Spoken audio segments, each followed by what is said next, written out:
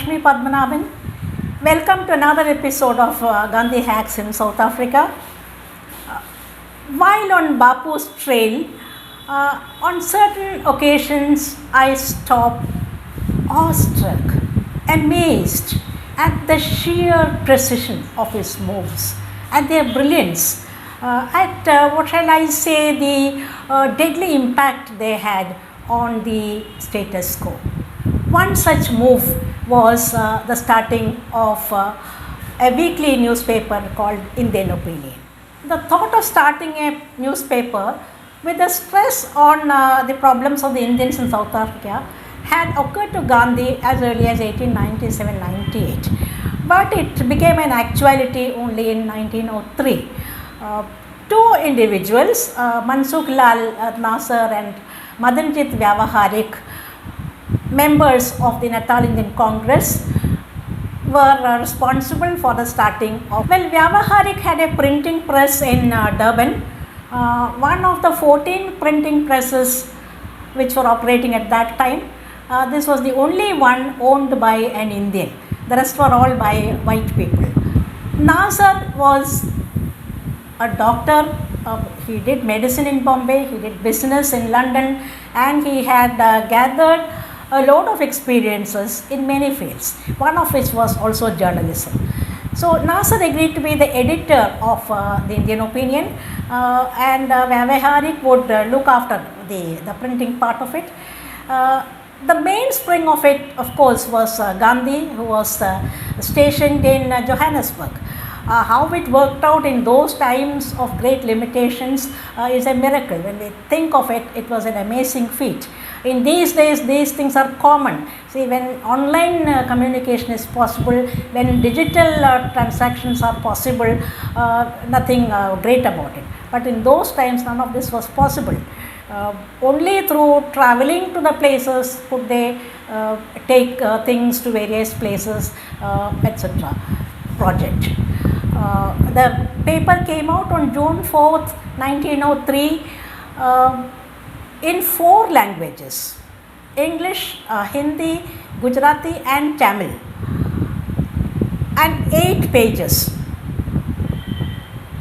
The English was the only language in which the publications came out in Durban. So this paper, with its variety of languages, caught the attention of the public very fast. The people who worked for it also belonged to various linguistic groups. They also came from other parts of the empire. There were Tamilians, Gujaratis, and other English speaking people also. As I said earlier, though it was being published from Durban, the remote control was in the hands of Mohandas Gandhi, away in Johannesburg.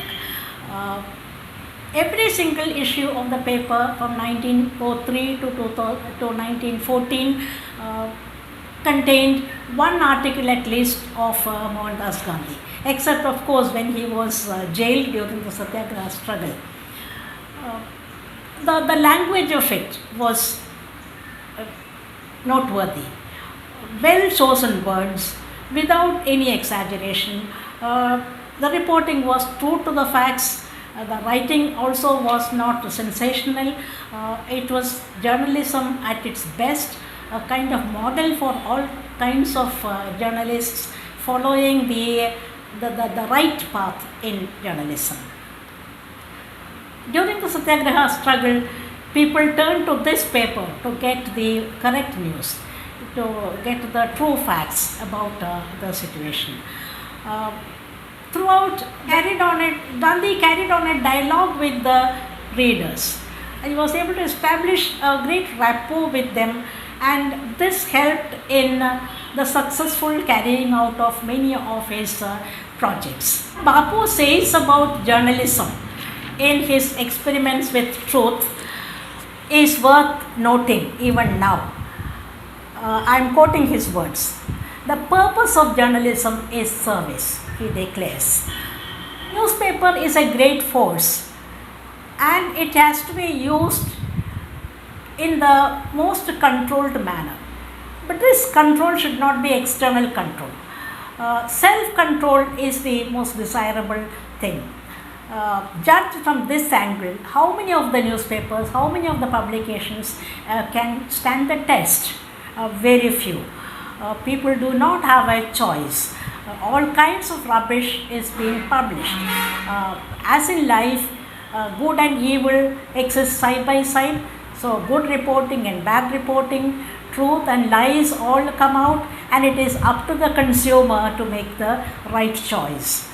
So these were questions asked and answers given in the 1920s. I think these questions and these answers are quite relevant even in these days. We are in 2023, but we just cannot change a single word of what Bapu had written in his book. Things are more complicated now. Issues are more complex. It is all aided by technology. It's easy to make untruth appear the truth thanks to technology. We see the message being drowned in the medium, and we are living in times of post-truth, as they say. What exactly is the difference between post-truth and a lie?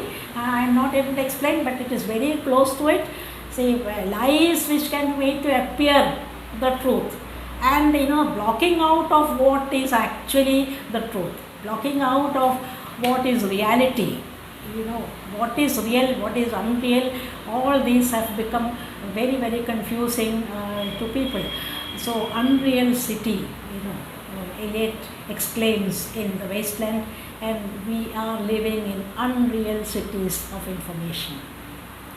Now, while Gandhi was busy with the job of the Indian opinion, he had to give his attention to another issue. Black plague had broken out in one of the gold mines in Johannesburg, where the majority of workers were the blacks. But a few Indians were affected, they were infected, and so 23 of them had gone to their locations earmarked for them. Vyavaharik happened to be in that place when he saw these people seeking shelter. So Vyavaharik opened one of the houses there and put them all into that place, a kind of isolation. And then he informed Gandhi. The municipality also was informed, the town clerk was informed, and Gandhi came cycling to the location. A doctor came, a doctor who was working in Johannesburg came and started his treatment. With Gandhi, there were 4 others to help him with the task of looking after these sick people. A nurse also was appointed by the municipality. Now the treatment consisted of brandy to begin with. Brandy was prescribed not only for the patients but also for the caregivers. But as you know, Gandhi and his companions were teetotalers. They would not drink brandy, and Gandhi took it upon himself to look after 3 patients. That is without giving brandy, and only wet earth treatment. The result was quite a surprise. Of the 20 people taken care of by the allopathic doctor and the nurse, all the 20 died. And of the 3 people who were given earth treatment without brandy, 2 people survived and 1 died. So we can come to our own conclusions regarding various types of treatment. And shifted to taking care of the white residents of the area, how to screen them, how to protect them from infection. That was their worry. Now in this attempt also Gandhi and his companions helped. Now the others, the other residents, the black people or the Indians, they were under a different kind of situation. They were terribly frightened of the whole thing. Only the presence of Mohandas Gandhi was a source of consolation for them. All their savings were in the form of coins buried underground. They had to be dug out The bank clerks would not touch them because of the fear of infection, and finally all the coins had to be disinfected and counted, and with the help of a bank manager, they were deposited. Around 60,000 pounds were there, which was the total earnings of these people because of their hard work. Call these people out and house them somewhere else. So something like a military camp was set up, and they were housed in that camp. The location as such was burnt down. So that was the procedure followed for epidemics. So Mohandas Gandhi had first-hand experience, hands-on experience we can say, of dealing with an epidemic in Johannesburg. Now, while all these were happening, disturbing news came from Durban, disturbing news about the financial situation of the Indian opinion. A crisis was developing there, and so Gandhi sent Albert West to look into the matter. Now, West studied the situation, and the report he gave was very, very sad. It was a hopeless kind of situation. So Gandhi had to go to Durban. Henry Pollock came to see of Gandhi, and he gave Gandhi a book for him to read on the journey, to while away the time on the 24-hour long journey. Now, what was that book? Who was the author of that book, and what was the impact of the book on Gandhi? How was it a turning point, etc.? We shall see in the next episode. Thank you so much for watching this episode. Please continue to watch and support me in my journey with the Mahatma.